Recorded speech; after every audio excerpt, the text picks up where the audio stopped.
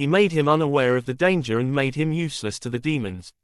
He bestowed upon him the power-enhancing powers of Sarvagnanasya Mataram, that is, the mother of all knowledge, so that no one could equal him in these qualities of valor, good fortune, knowledge, and firmness of mind, and so that no one could answer him in argument. He not only said that if they were repeated, hunger and thirst would be removed, etc., but also told him the secret of the coordination of all weapons. When Rama recited the mantra as instructed, their superior powers would come and stand before him and ask what their orders were. He now only says that they should come when invited.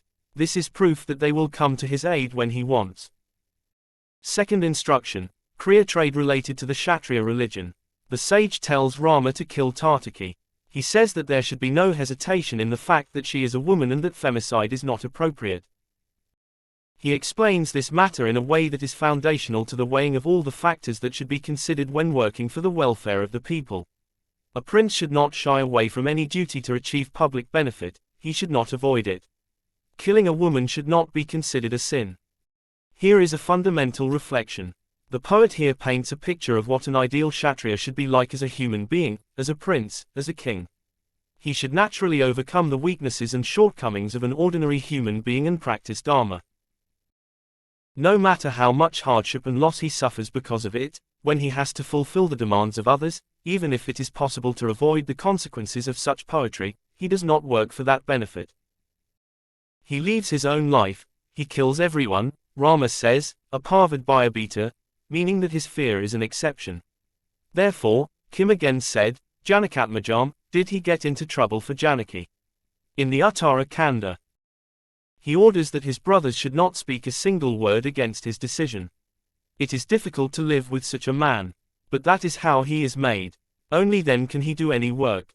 When he is ready to die, how can he sacrifice Sita? Samsrutyachar na shakshami jivamana pratasravam muninamanmatha kartam satyamishtam hymi sada apyaham jivatam jayam tvamva sita salakshmanam natu pratignam samshutya brahmanebhova shashata tadavasham mayakayam marasinam parapalanam anutanapi vedahi pratanaya. 2 Kim again said. He said, do not rely on your brothers and make any argument for your decision. The last occasion came just before Rama's arrival. This is like a symbol of the work. He is talking to Kala.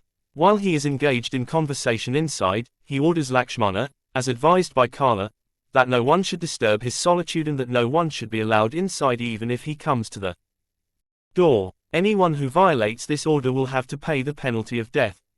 Lakshmana is told to stand at the door and observe this. At the last moment, Durvasa comes to the door. He is always the one who brings difficult situations, the one who cannot be avoided. He insists that he must see Rama at that moment. He says that he will curse him if he does not let him go. This is a desperate situation not only for himself, but for Ayodhya as a whole. Rather than destroying everything altogether, he has placed a few of these oaths on his shoulders or feet. Lakshmana, fearing that if life is harmed, let it come. Ekasya maranam mestu mar boot sarva vinasanam, if death comes, I alone will die, let everything not be destroyed, is Lakshmana's decision. Here is the ultimate expression of one character, one culture bias.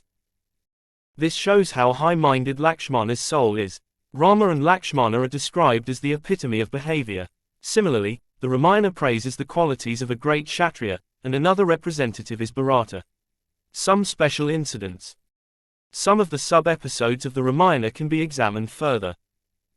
A lesson of the story of Ahalya is in the Ramayana. Since Vedic times, Indra has been described as Ahalya's beloved Jara. The word Ahalya itself has been interpreted in many ways. If Sita is a plough, Ahalai is the land that has not been ploughed, cannot be ploughed, and has not yet been ploughed. Some commentators have also claimed that the episode of Rama rescuing her is Haladara, who brought the unploughed land under cultivation. In the Ramayana, she is the wife of sage Gautama. His penance has caused concern to the gods. Ahalya and Gautama must have been a very loving couple. Long before the episode described here, a son had been born to them. He is now Shatananda, the chief priest in the court of Janaka. After Vishwamitra's sacrifice is over, sage Rama takes Lakshmana to Mithila. The Brahmins tell them that a great sacrifice is being performed in Janaka's capital and that they are going there. As they approach the city's edge, Janaka's city looks very beautiful in the distance. In the area of the edge, a ruined garden is seen, as if it is ancient, as if no human beings live there now. It is beautiful to look at. Rama asks Vishwamitra whose ashram is this. He says how busy, how desolate it looks. In reply, Vishwamitra tells them that this ashram belongs to a man who got angry with his wife and left it. The ashram belongs to sage Gautama. While the sage was performing severe penance with his wife Ahalya, one morning, taking advantage of the absence of the sage, Indra disguised himself as Gautama and spoke to Ahalya, telling her that he had a great desire to have her company. Ahalya clearly recognized the disguise, but her desire for a relationship with Indra was aroused in her mind. There is a sentence, Matam Chakara Dermida Devaraj Kiryat. That is, her depravity was due to the fulfillment of her desire. Both were satisfied, their lust was satisfied. Satisfied, Indra asked her to leave from there soon and not to dishonor her or him, saying, Kritarthosi Surashreshta Gachasara Atar Prabho. Atmanam Mam Char Divsha Sarvada Raksha Manada. She begs him as if he is the one who has caused her dishonor, as if he is the one who should protect her honor. Perhaps this is a form of addressing her as, oh, my dear.